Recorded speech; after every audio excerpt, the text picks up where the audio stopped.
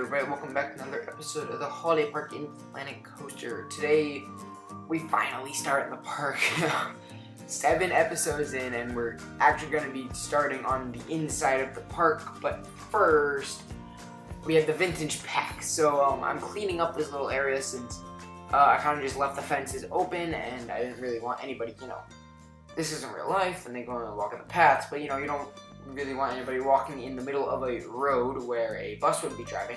So I use this pavement here, this little concrete curb, and then I put a planter here, and then later I will put the fences along the sidewalk. And I realized this when rewatching this, but I didn't actually complete the fences. Like in front of the hotel, there's no fences, so I will get to that next episode and clean up the hotel a little bit, maybe. So speaking of the vintage pack, this was really my first look at it. I didn't do a whole look at it. I really just went in, and this was my first time in the game since it came out. I didn't go into an empty map before and look at anything. I just went right in. So you saw the planters there that I was looking at. I really like them. I think it's really cool. But my favorite one's definitely the circle one with the little bricks in the side. And it works. I like it, but all the other ones are a little bit too, I don't know. They don't really fit. They're kind of just like, the stone is kind of like thin. Like I try to put it in here. I don't know how to explain it, but at least for this situation, it didn't fit for me. I went to put this in here, and it just didn't look great. I tried to make it look gray and all, just for it to fit in. It just didn't work. So what I did instead, I took the gridded, the gridded mulch, dirt, whatever you would call that, and I put that down instead, which I thought ended up working quite well. It gives you a nice texture for a planter, for a nice area to plant plants. And I also redid all these plants, as you can see, since really I never loved the way the plants looked in front of this. It kind of just looked like a big box and looked kind of weird. But yeah, we finally got to redoing that. I put a bunch of tulips down, kind of random, which I like. I also do these hedges here, and yeah. So what we do in this episode, like we're doing now, we're making changes because of the new vintage DLC, which I'm a huge fan of. I love the ride coasters and the scenery, and it's really good. I also start the pathing for the main plaza. You'll see in a second. I try to get the bridge, and I'm getting a bridge because I make the hyper coaster in this episode. I've always had a B&M Hyper going in front of the entrance, and I wanted to have that again. I really like the interaction, so I have it dive underneath a bridge of pathing that people can walk over to go into the main plaza. And I do the tunnel, which is when it dives down. I have the ride. I made it all concrete using the new custom supports. While I was recording this, I was also watching some of the vintage pack go-throughs, like the scenery, where the people take out all the scenery, all the pieces and stuff, and they show it off so you can all see it. So that's why I took out the barber, quartet, chorus, whatever you would call it. You saw that earlier. I also really loved the music that they played, but that's another story. So about the coasters, that's like the main feature of the episode. I actually really like the general layout. I think this is definitely one of my better rides that I've made. I plan to custom support this. That's why there's no supports. Using the new supports that just came in the update, and I like the shaping. I think, like I said, it's one of the better rides I've made, and I think it actually looked good. I liked the layout of it. I like the shaping. I like the smoothness.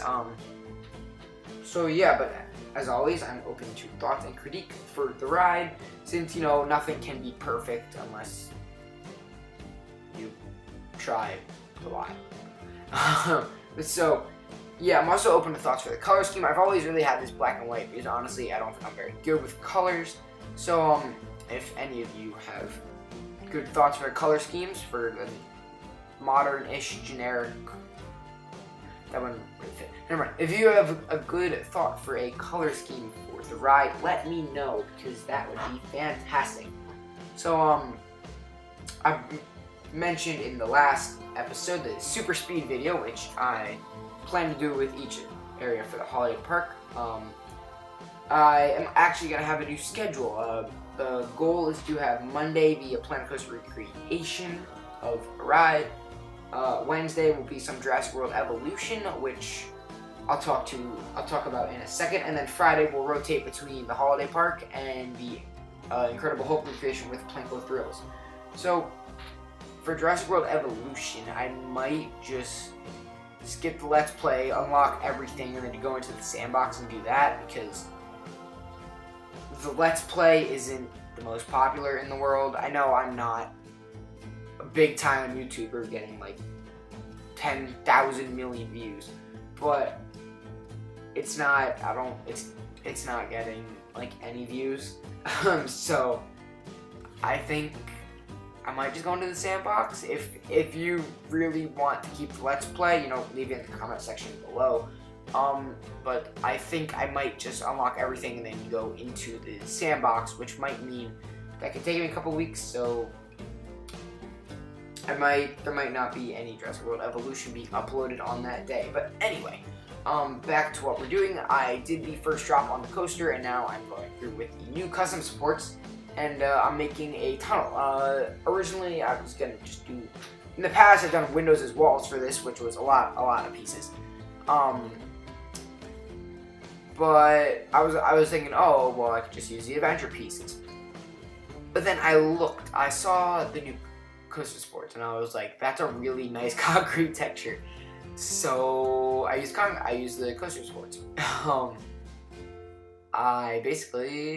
It's pretty self-explanatory. I just took the pieces in and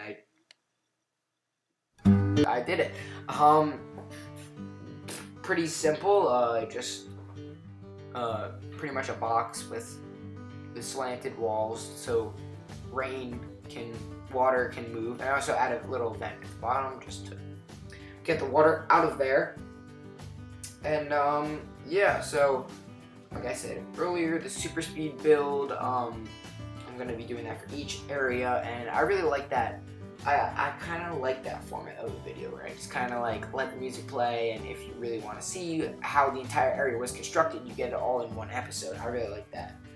And yeah, if you want park updates on the channel, like I said earlier, if I'm going to just go straight to the Jurassic World Evolution sandbox, or instant updates when the video is posted or something along those lines. Follow me on Twitter. I'm at MedForMyT. Also, the link to that is in the description below. And also, if you want to like chat or ask questions or little sneak peek behind the scenes preview stuff, join my Discord. We're relatively new. Also, again, with the Twitter link is down in the description. I had the idea of starting a Discord a while ago. I did make it a while ago, I think, I don't know, maybe March, April, I don't know, something like that. Really nobody ever, I don't know, there's maybe 2 people in there, which is my close friends. I just told them to join because I wanted them to. So if you want to join, start a community with me, or if you want to just talk, get previews or anything like that, just go join if you'd like. Speaking of also liking stuff, if you like the video, feel free to click that thumbs up button. If you enjoy the content, feel free to subscribe, as we do a lot of Planet Coaster here, and as I mentioned earlier, some Jurassic World Evolution.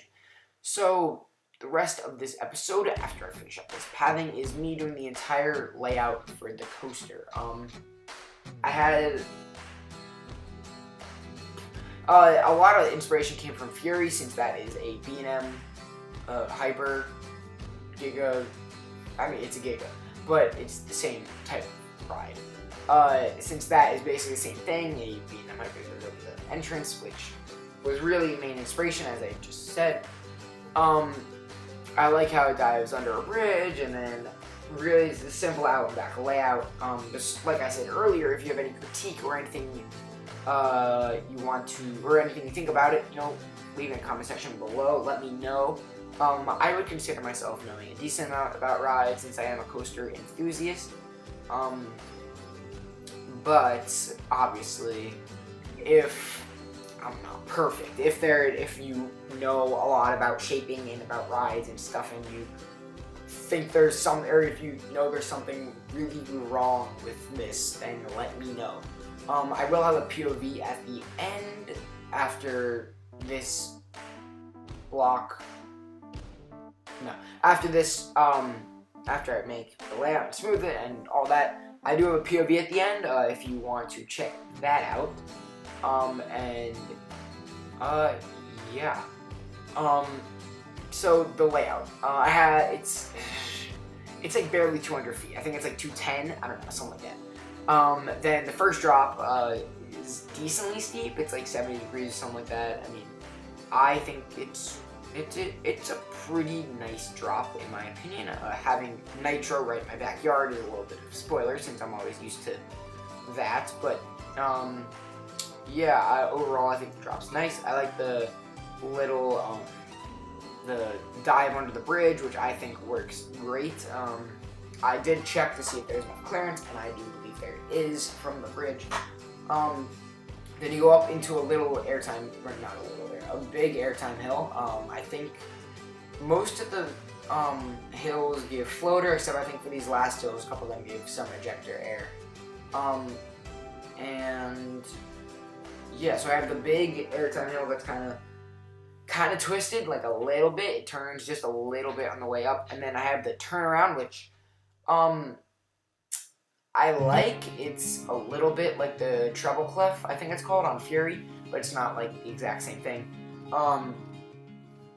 But overall, I like that. And then you go into another airtime hill into the little overbank turn over the path again. I really like that part.